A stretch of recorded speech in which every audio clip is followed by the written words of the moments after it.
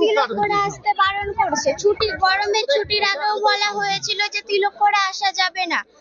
গরমের ছুটির পরে স্কুল খুলেছে, আমি স্কুলে এসেছি, তো ভাস্বতী নামে এক ম্যাম আমাকে বলেছিল, কেন তিলক করে স্কুলে এসেছিস, তোকে বারণ করেছি তাও কেন এসেছিস। আমার বাবা মা বলেছিল তিলক করে আসতে, তাই আমি এসেছি।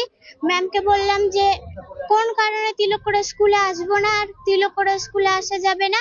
ম্যামকে বলেছি এটা লিখিত করে সিগনেচার করে দিন, তো তখন ম্যাম সিগনেচার করে দিল না আর বললো এটা কোনো কথা। অনেক রকম কথা বললো আর ভয় আমার হাত পা কাঁপতে লেগেছে। তিলক করে আসতে বারণ করছে কেন? কারণ তাদের জিজ্ঞাসা করেছিলাম ম্যাম কেন করে আসবো না, বলছে চোখে খুব ধরছে, এর মাঝে করে আসিস না। তিলক করে যাচ্ছি তো তাদের চোখে খুব ধরছে নাকি।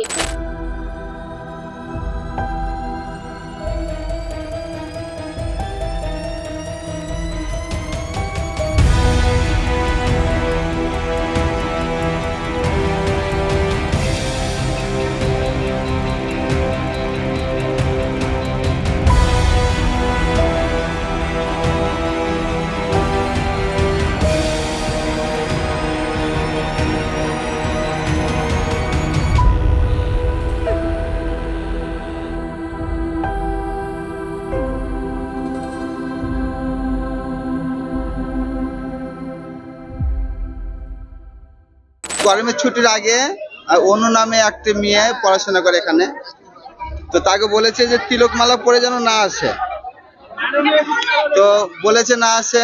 তারপর তো স্কুল ছুটি হয়ে গেল, স্কুল ছুটির পরে আবার স্কুল খুলেছে, তবে তিলকমালা পরে এসছে। তো বলছে তোকে এত বারবার বলেছি তিলকমালা পরে আসবে না, তবে আবার কেন পরে এসছিস।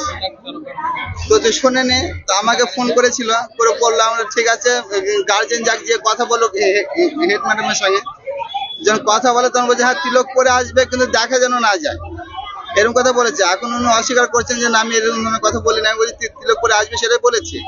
আমি বললাম, তো তখন স্যার বললো যে না অসুবিধা নেই, আর কোনো অসুবিধা নেই। তখন বললো না সে তিলকমালা পরে আসবে, আমরা কেউ কিছু বলবো না। আমাদের আইসি স্যার বললেন যে আমি দায়িত্ব নিচ্ছি, এরপরে কোনো অসুবিধা হবে না।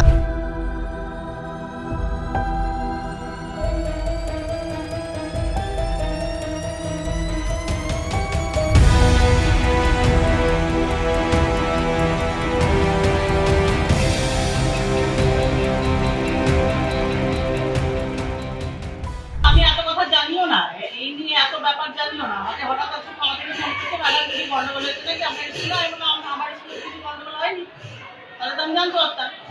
তো তারপরে এসে দেখছি যে মানে হঠাৎ করে ওইখানে মানে চেঁচামেচি হচ্ছে এবং কিছু লোক এলেন ভেতরে। ওরা বলছে ম্যাডাম ভাস্বতী পণ্ডিত বলে একজন ম্যাডাম, উনি আমার মেয়েকে তিলক করে আসতে বারণ করছে আপনার স্কুলের মানে নিয়মটাই না। আমি বললাম এরকম কোনো নিয়ম নাই যে কেউ নিজের ধর্ম পালন করতে পারবে না, এরকম কোনো নিয়ম নেই। যে যা মানে যা ধর্ম সে সেভাবে আসতে হবে।